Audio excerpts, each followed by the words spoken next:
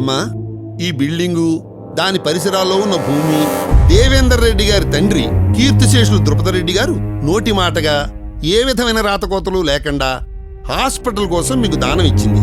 దీని మీద సర్వహక్కులు వారసత్వ చట్ట ప్రకారంగా వారి కుమారుడైన వీరికే చెందుతాయి. కాబట్టి కోర్టు ఆర్డర్ ప్రకారంగా మీరు 3 నెలల్లో ఈ పరిసరాలు ఖాళీ చేసి వెళ్ళాలి, లేదా ఇప్పటి ల్యాండ్ వాల్యూ ప్రకారం 87 కోట్లు చెల్లించాలి.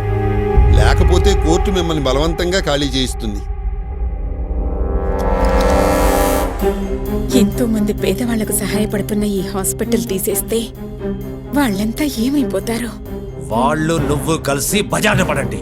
బజారం ఏంటి బాబు ఇది?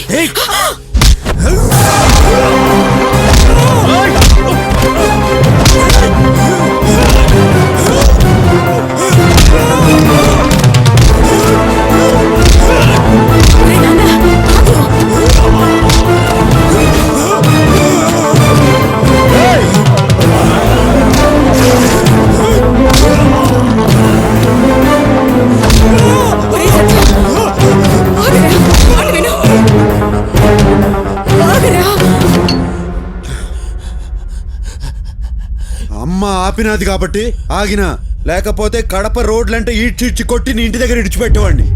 3 నెలల పాటు హాస్పిటల్ చుట్టూ కాదు, కడపలో ఏడ కనపడినా ఈసారి కొట్టడం కాదు, పాతి పెడతాను. పోరా.